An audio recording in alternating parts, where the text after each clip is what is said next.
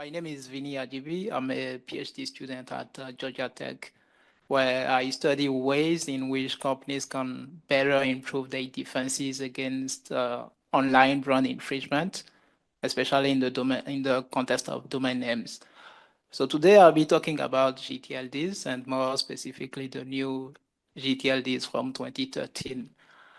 One reason why I'm particularly interested in the new gTLDs is because of my first experience with the new gTLDs. And that takes me back to 2018, back then when I was desperately trying to find a perfect domain name for my personal blog. I grew up in a country where I never knew anyone have the same name as me. So I believed it would be easy to just register vinny.com. And then I go to a registrar, try to do vinny.com, .net, .org, and neither of those were available. I go back again and then I try coachvinny.com. And fortunately for me, that one was available. Right before I register that, I get a notification from the registrar that there was another domain name about the same cost as the one I was about to purchase. And the domain name was vinny.coach. I was surprised because I had no idea there was a .coach. And I was also elated because at the same time, that domain name allowed me to have my name as a domain and also reflect what I wanted to do with the domain name. I want to believe that's the case for many other individuals, institutions, and companies out there who might have benefited from the sudden increase in the number of gTLDs that we've seen in past years. I'm talking about an increase by a factor of almost 100. As you can see on the chart, between 2012 and now, we have significantly increased the number of gTLDs. Based on ICANN's research and research in the academic community, we know for a fact that people are using those domain names. What we don't really know much about is how are legitimate entities using those gTLDs and how they are choosing which gTLDs to focus on. So are they taking the next thing available, or are they being more intentional in how they pick the gTLDs? The question about intentionality becomes more poignant when we drill down into the connotations that can be associated with the existing gTLDs. But before we get into specific categories, we first have to distinguish between restricted gTLDs and those that anyone can register domain name in. gTLDs comes from two main places. First, we have those that fall under ICANN specification 13. And then we have those that are limited to specific regions or industries or professions. When we take those ones out, we can kind of categorize the gTLDs into multiple categories. We have those that are more geographical, like .africa. We have some that are more general, such as .online or .xyz. And then we have some related to education, such as .learn and so on and so forth.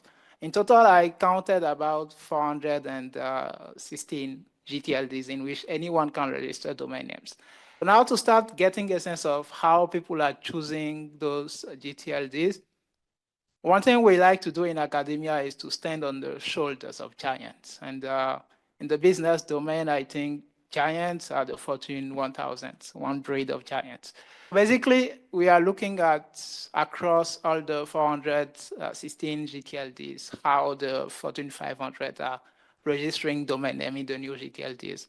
And so I take the corporate domain name of each of those companies and generate the identical matches. And using CZDS zone files and whois records, try to identify which ones the companies own. And by doing that assessment, we found that there are many companies that are registering domain name, many Fortune 500 registering domain name in the new gTLDs, with the most active companies having 374 out of 416, which is quite impressive for one company. But you can see in the chart, on the chart, that most companies only registered between 1 and 10. Now, if you have 400 things available to you and you only go after 10, if you are like me, you might start wondering, how are they picking? Like, why didn't they pick some and they only focused on a few? So in order to do that, The analysis that we did, some people will refer to that as a doppelganger search, which basically consists of finding all the categories of gTLDs that a company registered and try to look up all the other companies that registered similar type of categories and kind of cluster them together. For this presentation, I will talk about 3 of those clusters that we found in our analysis. The first cluster is the group of companies that I call the jacks of all trades. Those companies, as you can see, they are very active in registering domain name in the new gTLDs in the hundreds, and the registrations span a large variety of categories. When we take Amazon, for instance, most people know Amazon for their retail business, and people don't really know much about that, but Amazon is in many other type of business. They have books, they now have a pharmacy, they have a registry, they have a registrar, they offer learning platforms, they have cloud services, and they're all over the place. The same goes for Apple with their health devices, they are in the hardware business, and so on and so forth. So all those companies operate across industry that are as wide and broad as possible. So it makes sense for them to register domain name in gTLDs that have so many diverse connotations. The next category of company is one, everybody likes money. Those companies operate in the financial sector. And as you can see, especially when we look at the last 3, most of their registrations only focused on gTLDs that are directly related to things finance.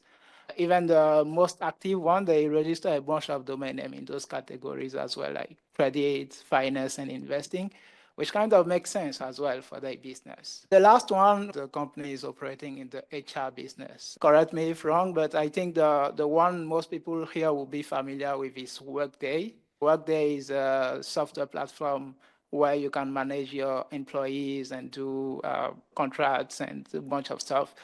They helps companies manage their human resources. As you can see, they register domain names in things like education, like jobs and web services and so on and so forth.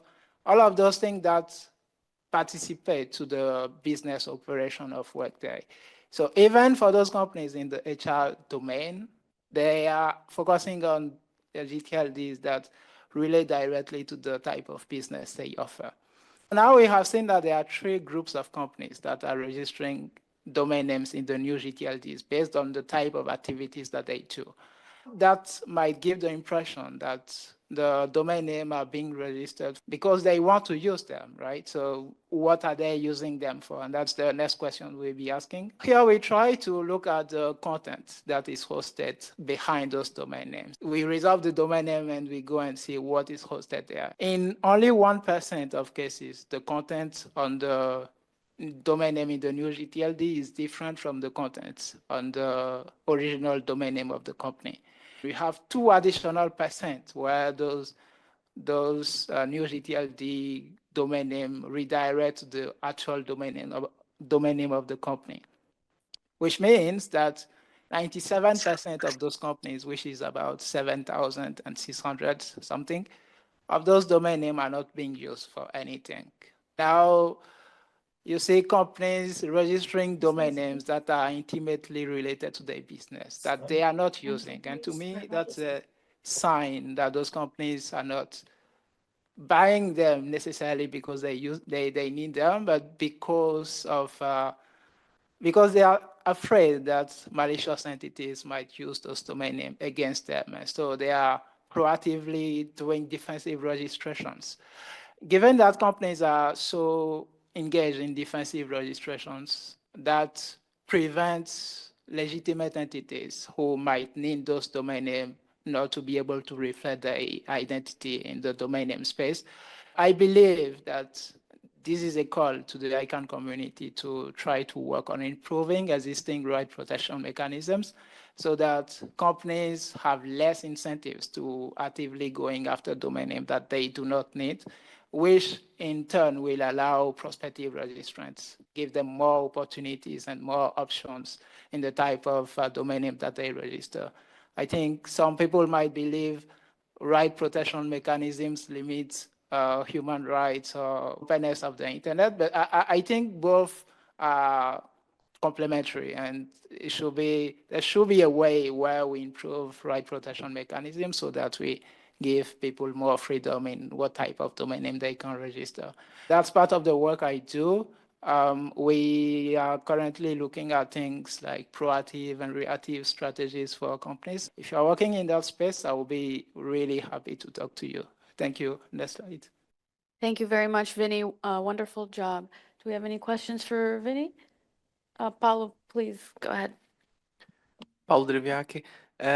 Vinny, have you shared your research with the BRG yet? Here at ICANN? What's the BRG? I don't know. The Brand Registry Group. Oh, I did not know that was. Oh, okay.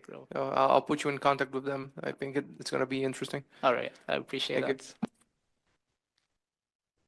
There is also a comment from online participant that perhaps it should be useful to educate companies on how to do redirects rather than just not using their defensive registrations. And a lot of praise from online participants. Well done and great presentations to all 6 of you.